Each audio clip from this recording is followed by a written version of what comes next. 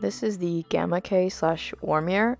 Still not really sure what the actual name of this keyboard is, but this is this keyboard. And before this, I didn't actually know that you could like lube a keyboard and set it up and stuff, but I discovered there's a whole community for this, and I was like, sure, let's try it out. So here's how I set up my Womier Gamakay K87.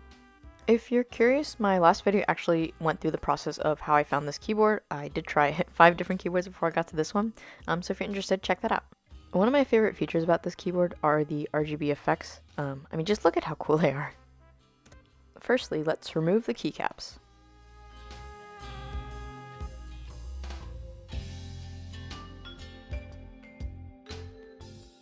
I don't know what people have against brown switches, but I really like the Gateron browns because they're lightly tactile and super light switches.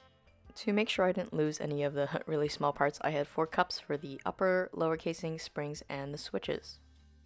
The K87 actually came with this pretty nice switch puller, so I just used that to pull out all the switches.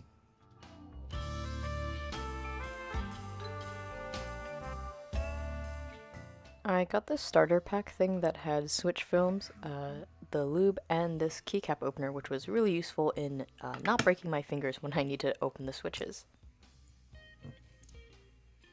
And since this is a TKL keyboard, there are 87 switches that I need to remove.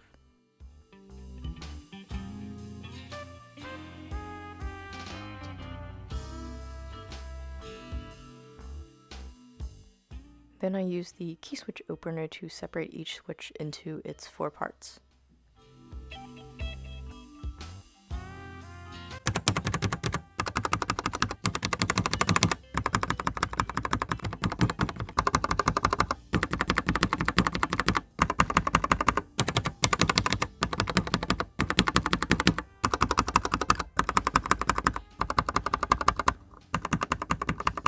In retrospect, I probably overlubed the switches a bit, but I kind of like the way it turned out, and just like lubing a Rubik's Cube, basically you want to lube all the points of contact, so on the rails, the center stem, and then the rails on the upper housing, the spring, and the switch.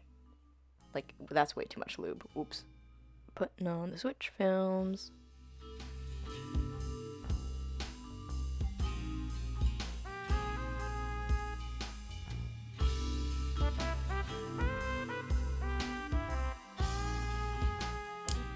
For these stabilizers, I clip them, lube them, and put band-aids on the board itself to keep them from rattling.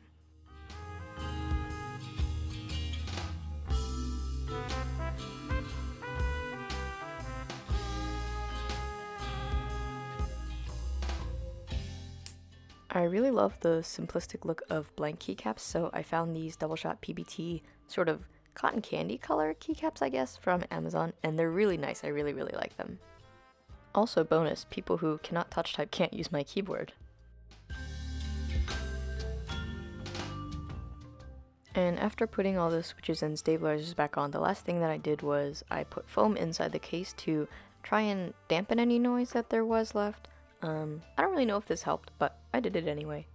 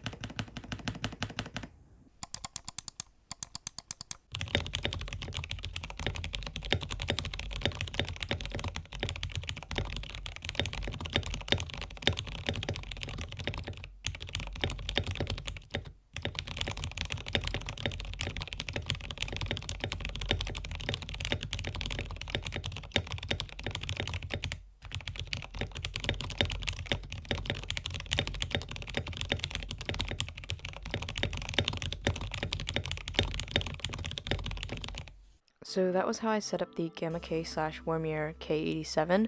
This is my first time setting up a keyboard, so let me know what I messed up down below, and make sure to leave a like and subscribe. See you guys next time.